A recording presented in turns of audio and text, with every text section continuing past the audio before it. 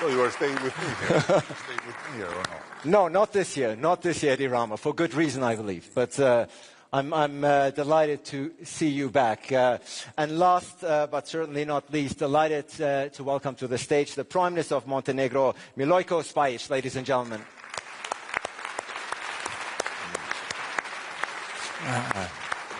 Very good to meet you. And the moderator of this session, very, very delighted to welcome her to the stage, the director of the Istituto Affari Internazionali in Italy, Natalie Tocci, ladies and gentlemen. Yeah. And Natalie, great to have you. And before we start, yes, please, before we start, this year we have a different setting. Usually you dive right into the conversation, but we are very, very delighted to have a very special guest here with us who will give an input, if you will, make the intro to this panel. I'm delighted to see him here and welcome him now to the stage for a keynote address. Ladies and gentlemen, the President of the European Council and former Prime Minister of Portugal, António Costa.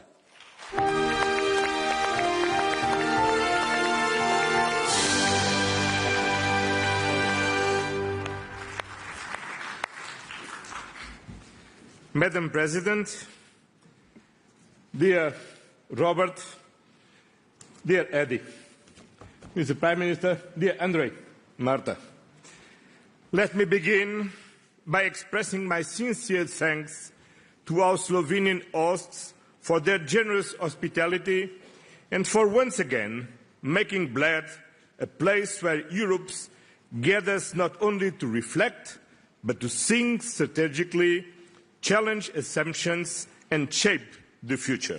And congratulations for this 20th anniversary. At this critical moment, as the tectonic plates of global order continue to shift, allow me to speak frankly about three things. First, the main events that shaped this summer. Second, what the European Union stands for, and third, how the European Union can become stronger and safer in today's world. In what the European Union is concerned, this summer was defined by two important developments. The European Union-United States Framework Trade Agreement and renewed diplomatic efforts surrounding the war in Ukraine. I'm aware that the frustration felt by many Europeans who perceive the Union as having been too passive in shaping these developments. Let me address this directly. We certainly do not celebrate the return of tariffs or the limitations of an unbalanced trade framework. But we must be honest about the broader picture. In today's interconnected world, trade, diplomacy and security inevitably influence each other. Trade is one dimension of our relationship with the United States. Security, especially during a war on our doorstep, is an existential concern.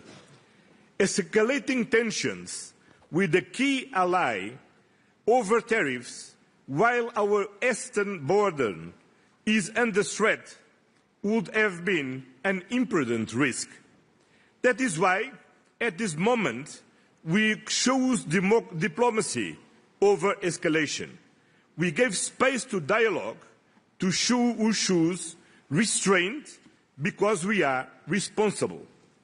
Stabilizing transatlantic relations and ensuring United States engagement in Ukraine's security has been a top priority. The European Union did not start a trade war, but yes, we refrain from retaliation, protect our own interest, the interest of European consumers by not taxing them with tariffs, the interest of business by providing predictability, and ensuring that our products and services are not at a disadvantage in relation to other exporters to the United States. That said, our partners, including the United States, must know that the European Union will always defend its sovereignty, its citizens, its companies and its values. Diplomacy should never be mistaken for complacency. It is true that this moment proved once again that our powerful single market of 450 million consumers, our rules-based approach, are not sufficient. We must become more autonomous, more resilient, and more prepared to act, more sovereign. We cannot anymore rely just on our allies when facing threats. We must take greater responsibility for our own destiny. And that is why today I want to affirm one clear message on behalf of the European Union. We stand for a world where peace is protected, partnerships are genuine, and where the principles of the United Nations Charter are upheld not just in words, but in action. Europe does not retreat, Europe engages. First, Europe has stood firmly with Ukraine against Russia's war of aggression as the truly indispensable partner. Our support has helped Ukraine remain sovereign after more than 3 years of war.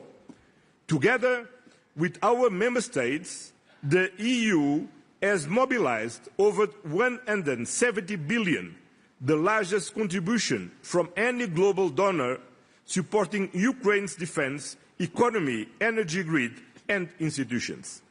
Our security is tied to Ukraine's resilience, but equally to the idea that power cannot trump law. We are also supporting Ukraine's reconstruction and its path to the European Union membership. This is not a political slogan. It is a strategic reality that we are shaping every day. Secondly, in the Middle East, we are witnessing a humanitarian catastrophe in Gaza that shocks the conscience of the world. The scale of civilian suffering, especially among children, is appalling and unacceptable. As the resolution presented by Slovenia in the United Nations Security Council stated, the use of starvation as a weapon of war is prohibited under international humanitarian law. Regrettably, while supported by 14 out of 15 Council members, this resolution was blocked by the United States. The European Union has consistently condemned the Hamas terrorist attacks of October the 7th and continues to call for the unconditional release of all hostages. At the same time, the right to self-defense does not justify the indiscriminate destruction of civilian infrastructures or the collective punishment of an entire population. We must be unequivocal. International humanitarian law applies to all parties. We are deeply concerned by actions that threaten the viability of a future Palestinian state, particularly the expansion of settlements in the West Bank and the ongoing displacement in Gaza. These developments risk undermining peace and destabilizing the broader region, and for sure our friends from Egypt and Jordan can explain here very clearly. We therefore call for an immediate and sustained ceasefire, an unhindered humanitarian access, a halt of illegal settlement activity, and a renewed international commitment to a two-state solution. The European Union remains the leading donor of humanitarian aid to Palestinian people. European funding has kept hospitals, schools and institutions running, providing more than 450 million since the start of this war. We are actively supporting diplomatic efforts, and Palestinians representatives must obviously be allowed to participate in international fora, including or especially the United Nations General Assembly and the upcoming conference on the conflict. The Palestinian people deserve peace, dignity and statehood, and that this is also the most sustainable path to the security for the Israeli people. We believe both are possible, but only if we act together, engaging more actively with our partners in the region and speaking with one strong European voice. And let me be clear, unanimity in the common foreign and security policy is not a right to veto, but on the contrary, the special responsibility for each member state to build compromises in the spirit of loyal cooperation. Thirdly, geopolitical naivety is over.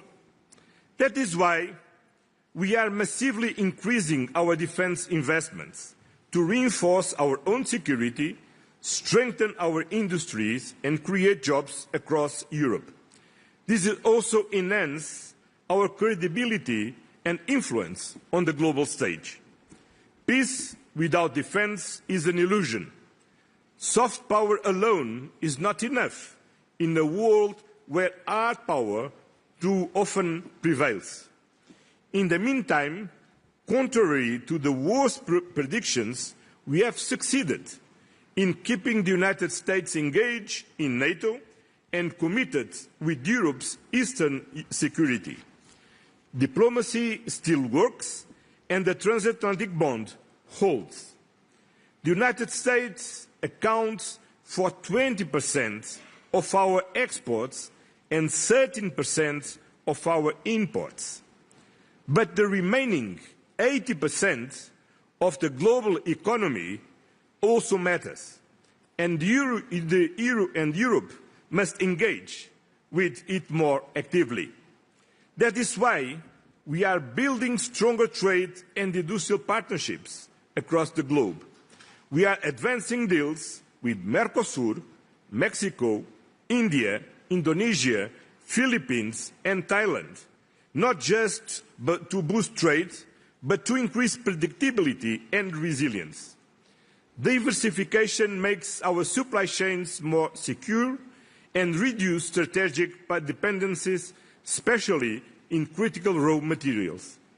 Our updated global gateway strategy is expanding our cooperation across Central Asia, the South Caucasus, Latin America and Africa.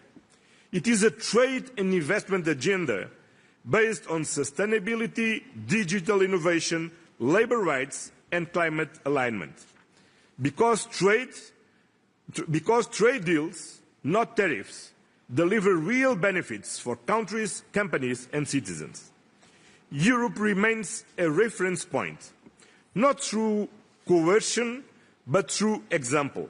For decades, the European Union has helped lift millions out of poverty and has stood for development, democracy and peace. Our soft power is not naive, it's necessary. In the fragmented world, our contribution is needed more than ever. And finally, let me conclude by addressing our own future. The European Union is not a closed club. We are a community of values and a project of peace and prosperity. And that project is not yet complete. The accession path of the Western Balkans, Moldova and Ukraine are not just promises. They are priorities. These countries are at the heart of Europe and they are part of Europe's future. In the coming years, we must prepare the Union for enlargement through reforms, budget adjustments and strengthened governance. Enlargement will not be easy, but it will be worth it. It is the best investment we can make to reconcile nations and histories and to build a more united continent. We will continue to work with all accession partners and take advantage of its positive momentum on enlargement. The European Union's growth plan for the Western Balkans is a potential game changer, offering financial support and incentives for reforms, regional cooperation and economic integration. We must not lose this momentum. All leaders must do their part. All parties must take responsibility, because this is not about geography. It is about values, democracy, human rights, freedom, rule of law. This enlargement presents a significant challenge for the European Union and its member states, but is even more demanding for the Western Balkans countries.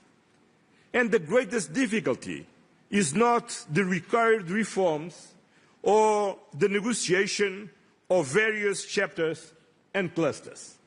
The real challenge lies in adopting a new culture mindset, overcoming historical conflicts in order to build a shared future. Ladies and gentlemen, in today's fragmented world, the European Union chooses to act not through power alone, but through partnership, principle and perseverance. We will stand with those who uphold international law, not with those who seek to dismantle it.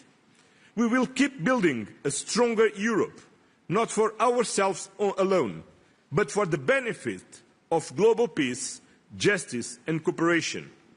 This is Europe's promise. This is Europe's purpose. Thank you very much.